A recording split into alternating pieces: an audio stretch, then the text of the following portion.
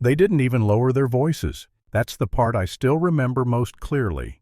Not the food on my clothes, not the phones pointed at me like weapons, but how casual they were about it, like humiliating me was just another item on the lunch menu. "I didn't know they let charity cases sit here now," a girl said loud enough to bounce off the stone walls of the cafeteria. Her laugh followed sharp and rehearsed.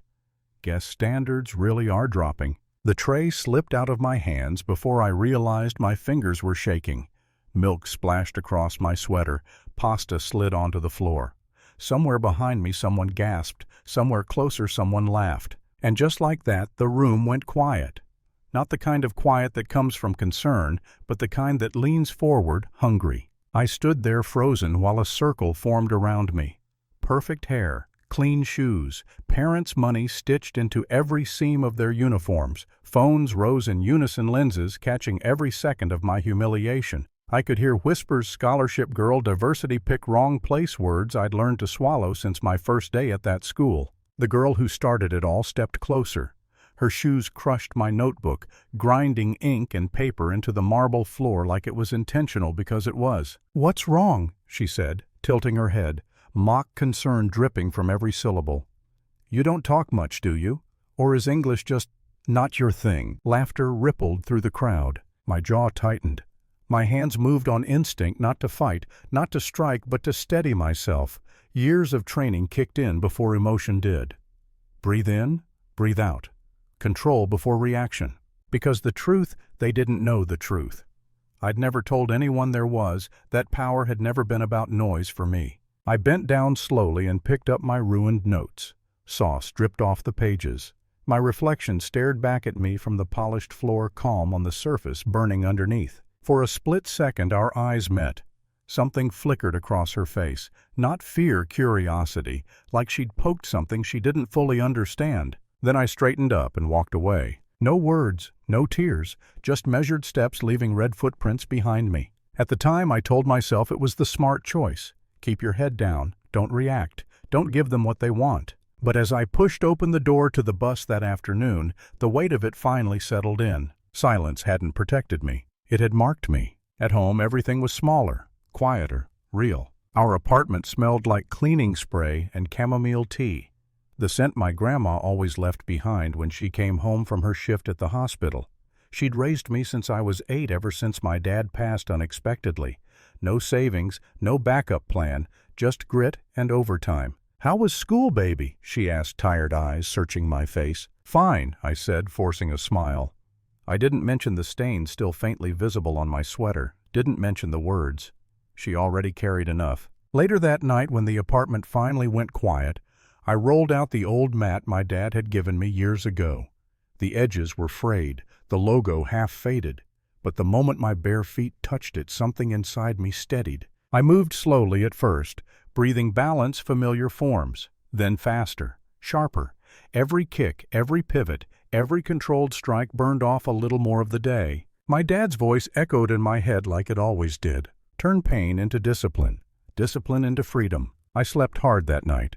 But the next morning my phone buzzed before dawn. A photo, me, on my knees, gathering ruined notes. Caption: "Some people should know their place." The comments were worse. I stared at the screen for a long time, then set the phone down and tied my shoes. School didn't get better after that. It got quieter, the dangerous kind. Study groups were suddenly full. Teachers cut me off mid-sentence.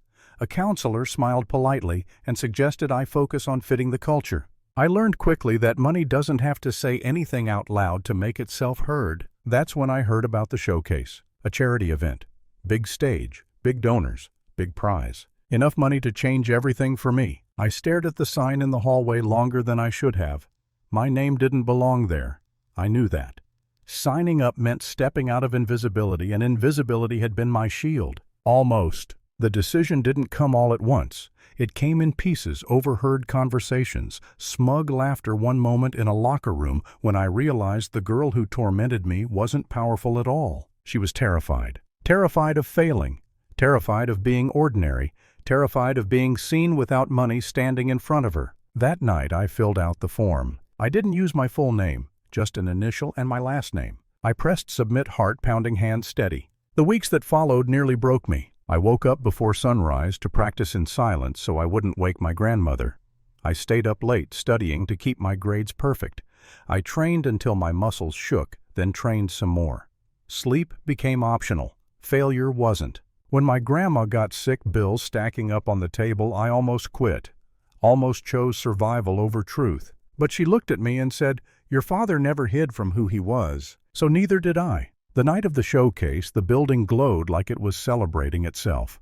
Luxury cars, expensive perfume, smiles polished just as carefully as the marble floors. Backstage, I changed into my uniform, tied my belt slowly, wrapped my dad's old chain around my wrist. When I walked into the green room, conversation stopped. The girl who humiliated me weeks earlier looked at me confused, then laughed. "You performing? That's cute." I didn't answer. When my name was called, I stepped onto the stage barefoot. The lights were blinding, the crowd restless. No one expected anything from me, and that was perfect. I bowed to the floor, to my past, to myself, and then I moved. Not angry, not rushed. Every motion precise, controlled, honest. The room went quiet. I could feel it, the shift, attention snapping into place, breaths held, phones forgotten. I broke boards, I flew, I landed in silence. At the end, I stood still, chest rising, heart steady, and bowed again. For a moment there was nothing. Then the sound hit me like a wave. Applause, real applause, not polite, not forced. When they announced the winner, I barely heard it. My hands were shaking as they placed the trophy in them, not from shock, but from release. Later backstage, she confronted me, accused me of embarrassing her, threatened my scholarship. I stepped aside when she shoved me, redirected her momentum with the smallest movement. "Don't touch me again," I said quietly. Someone had recorded it. Of course they had. The next morning, the school felt different. People looked at me, really looked. The meeting I'd feared never turned into a punishment. The truth had gotten there first. I kept my scholarship, I kept my dignity, I kept moving forward. And months later, standing in a small studio teaching kids who couldn't afford lessons, I realized something that still sits with me today. Power doesn't announce itself. It reveals itself when you finally stop hiding. So here's my question for you. Have you ever stayed silent just to survive and later realized silence was costing you more than speaking up? Let me know in the comments.